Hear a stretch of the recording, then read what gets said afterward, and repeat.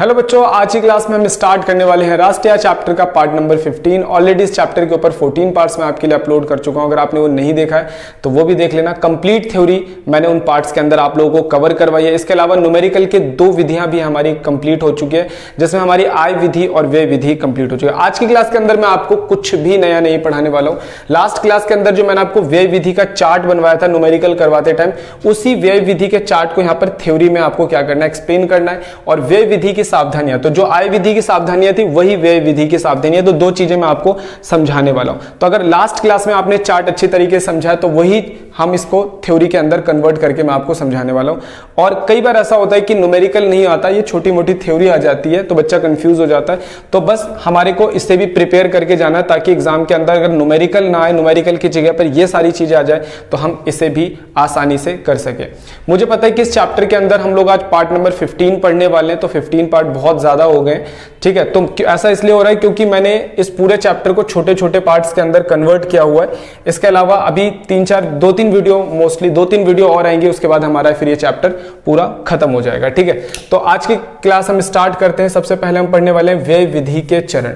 देखो, व्यय विधि के चरण में मैंने आप लोगों को सबसे पहले जब वो चार्ट बनाया था, आप देख भी सकते हो, पिछली वीडियो के अंदर मैंने उस चार्ट के अंदर समझाया था कि भाई खर्चा करने के लिए हमारे देश के अंदर 4 क्षेत्र होते हैं: परिवार क्षेत्र, सरकारी क्षेत्र, उत्पादक क्षेत्र और शेष विश्व क्षेत्र। तो सबसे पहले हम अपनी आर्थिक इकाइयों को इन क्षेत्रों के अंदर क्या करते हैं, कन्वर्ट करते हैं। जैसे फैमिली सारा परिवार क्षेत्र में आता है, सरकारी क्षेत्र अलग होता है, सरकार जिसके अंदर बहुत सारा खर्चा करती है, उत्पादक क्षेत्र होता है जो व्यापारियों का होता है, शेष विश्व जैसे हम विदेशों से सामान खरीदते बेचते हैं, विदेश वाले भी हमारे देश से खरीदते बेचते हैं, तो जो आदान प्रदान होता है वो शेष विश्व क्षेत्र होता है। तो सबसे पहले इन 4 क्षेत्रों को क्या करना, चुनना, जो खर्चा करते हैं। देश में 4 क्षेत्र मिलकर खर्चा करते हैं। लास्ट क्लास में बहुत अच्छी तरीके से समझाया, आप समझ लेना वहां से भी। उसके बाद परिवार जो खर्चा करता है उसे कहते हैं निजी अंतिम उपभोग व्यय। हमारे द्वारा जो भी खर्चा किया जाता है उसे कहते हैं निजी अंतिम उपभोग व्यय। मैंने बोला था निजी अंतिम उपभोग व्यय कई सारी चीजों पे होता है, टिकाऊ वस्तुएं, गैर टिकाऊ वस्तुएं, ये सारी चीजें मैंने आपको वहां पे समझाया था। तो परिवार द्वारा जो खर्चा किया जाता है इसे कहते हैं निजी अंतिम उपभोग व्यय। सरकार द्वारा जो खर्चा किया जाता है सरकारी अंतिम उपभोग व्यय। और उत्पादक के द्वारा जो किया जाता है सकल घरेलू पूंजी निर्माण। और शेष विश्व में जो खर्चा होता है उसे हम कहते हैं शुद्ध निर्यात, आयात, निर्यात माइनस आयात। तो पहला चरण क्या है, सबसे पहले आर्थिक इकाइयों की पहचान करनी है, परिवार, सरकारी, उत्पादक या शेष विश्व, इनके द्वारा जो खर्चा किया जाता है उनके नाम ये है। तो जब हम इन चारों खर्चों को जोड़ते हैं, निजी क्षेत्र का खर्चा, सरकारी क्षेत्र का, सकल घरेलू पूंजी निर्माण जोड़ते हैं, शुद्ध निर्यात, जब हम इन चारों को जोड़ते हैं तो हमें क्या पता चलता है, जीडीपी एट एमपी। और जीडीपी एट एमपी को जब हम चेंज करते हैं, देखो जीडीपी एट एमपी को निकालने का तरीका क्या है, पहला ये जोड़ा, फिर ये जोड़ा, फिर ये जोड़ा, फिर ये जोड़ा, ये चारों जोड़ दिए तो GDP at MP. GDP at MP से एनएनपी एट एफसी, क्योंकि राष्ट्रीय आय को हम लोग क्या कहते हैं, एनएनपी एट एफसी।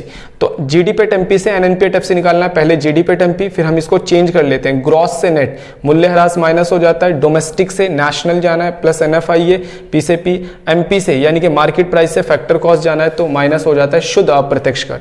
तो ये हमारा क्या निकल जाता है, राष्ट्रीय आय। तो यही लिखने के आपको कई बार 4 नंबर होते हैं, यानी एग्जाम के अंदर आपसे नहीं पूछा जाता न्यूमेरिकल, आपसे बोलता है व्यय विधि से राष्ट्रीय आय निकालने के चरण। तो पहले इकाइयों का पहचान करनी है, फिर उनके द्वारा जो खर्चे किए जाते हैं उनको हम क्या कहते हैं, जीडीपी एट एमपी में इन चारों को जोड़ा जाता है, फिर उसे चेंज करके हम लोग राष्ट्रीय आय निकाल लेते हैं। राष्ट्रीय आय को हम लोग कहते हैं एनएनपी एट एफसी। अब आते हैं हम लोग व्यय विधि की सावधानियां। देखो, व्यय विधि के अंदर ये बिल्कुल सारी चीजें वही हैं जो हमने आय विधि के अंदर पढ़ा था। तो आय विधि की जो सावधानियां मैंने आपको पढ़ाई थी वहां से आप देख लेना, वो मैंने बहुत डिटेल में एक्सप्लेन करा हुआ है। यहां पर मैं थोड़ी बहुत चीजें बता देता हूं। राष्ट्रीय आय में मध्यवर्ती वस्तु के व्यय को शामिल नहीं किया जाता। किसी भी मध्यवर्ती वस्तु के ऊपर जो व्यय किया जाता है उसे राष्ट्रीय आय में शामिल नहीं होता। जैसे कि एक शर्ट बना रहे हैं, ठीक है, तो शर्ट बनाने पर जो भी खर्चा हो रहा है कि उसको शामिल नहीं किया जाता, बल्कि जब शर्ट को खरीदा जाता है तो जो खर्चा किया जाता है वो राष्ट्रीय आय में शामिल किया जाता है। तो राष्ट्रीय आय में मध्यवर्ती वस्तुओं पर किए गए व्यय को शामिल नहीं किया जाता है, वहां पर डिटेल में मैंने आपको समझाया था। हस्तांतरण भुगतान को शामिल नहीं किया जाता। हस्तांतरण भुगतान जैसे कि वृद्धा पेंशन हो गया, इसके अलावा आपको स्कॉलरशिप वगैरह जो होता है, हस्तांतरण भुगतान को शामिल राष्ट्रीय आय में शामिल नहीं किया जाता।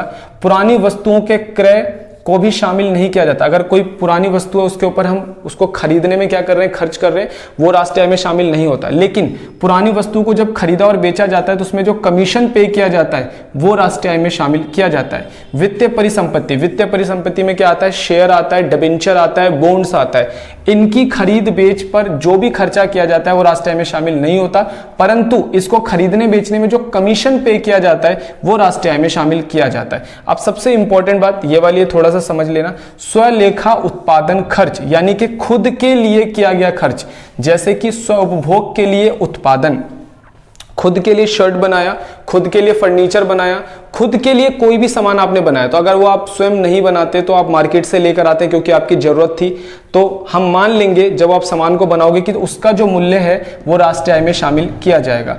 अगर आप खुद के मकान में रहते हो तो आप मानो कि अगर आप किराए के मकान में रहते तो वहां पे खर्चा करते, अब वो खर्चा नहीं कर रहे हो, खुद के मकान में रह रहे हो, तो वो जो आपका खर्चा बच रहा है वो भी राष्ट्रीय आय में शामिल किया जाता है। सामान्य सरकार से मुफ्त सेवाएं, जैसे जो अनाज आप लोगों को मिल जाता है मुफ्त में सरकार से जो इलाज आपको फ्री में मिल रहा है, सोचो कि अगर वो सरकार से नहीं मिलता तो आप वो बाहर से पैसे देकर लेकर आते, तो उसकी जो वैल्यू है वो भी राष्ट्रीय आय में शामिल की जाती है। तो ये 5वां पॉइंट जो है वो अच्छी तरीके से याद कर लेना। बाकी जो 4 पॉइंट थे वो तो हमने आय विधि के अंदर समझे हुए थे। तो बच्चों आज की क्लास के अंदर इतना ही, हमारा व्यय विधि यहाँ पर पूरी तरीके से खत्म हो गया।